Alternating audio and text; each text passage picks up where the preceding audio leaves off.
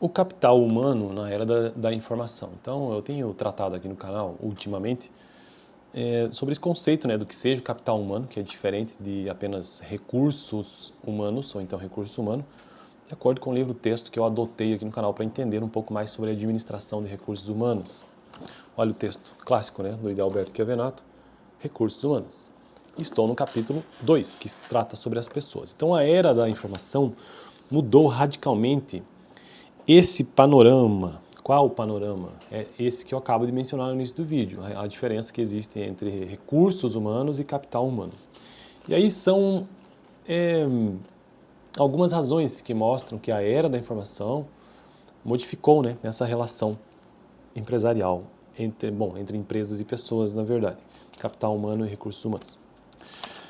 E hoje eu quero entender um pouco mais como que o gerente e os executivos, eles fazem parte, eles são uma das razões para essa modificação de acordo com esse texto. Não que eu concorde, mas é o que nós temos aqui no texto. Ele diz o seguinte, ó, o papel dos gerentes e executivos está mudando rapidamente, já mudou, né?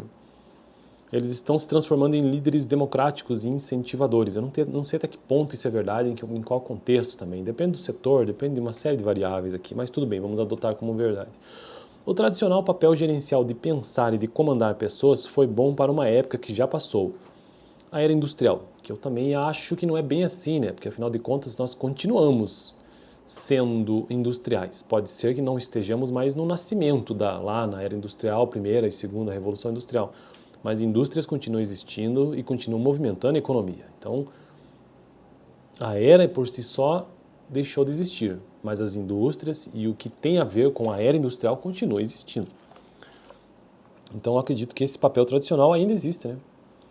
O comando autocrático e impositivo de um lado e a obediência cega de outro funcionaram bem em uma época de manutenção do status quo, na qual a mudança era lenta e contínua. Ok, pode até ser que não seja mais assim, mas ainda é, de certo modo, uma parte disso ainda precisa continuar e continua.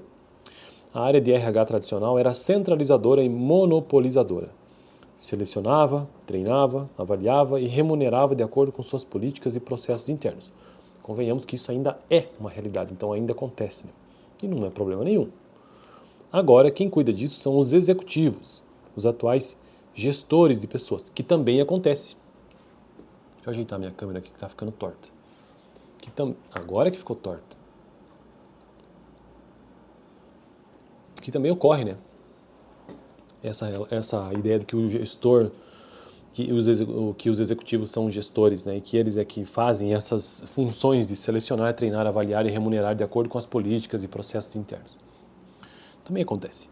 O RH, o Recursos Humanos, sofreu uma metamorfose de órgão executor e operacional para constituir uma equipe estratégica de consultoria interna, que depende também do porte da empresa, depende do setor, são muitas variáveis. Lidar com pessoas tornou-se uma responsabilidade de linha e uma função de staff, ou seja, de apoio. Bom, então esse foi o vídeo de hoje. No próximo, quero tratar sobre o desenvolvimento de pessoas. Deixou de ser uma tarefa exclusiva da área de treinamento e desenvolvimento para se transformar em uma preocupação holística na organização. Beleza? Quase acabando, inclusive, esses pontos, né, sobre essas razões, sobre por que na era da informação o recurso humano transformou-se em capital humano. Valeu!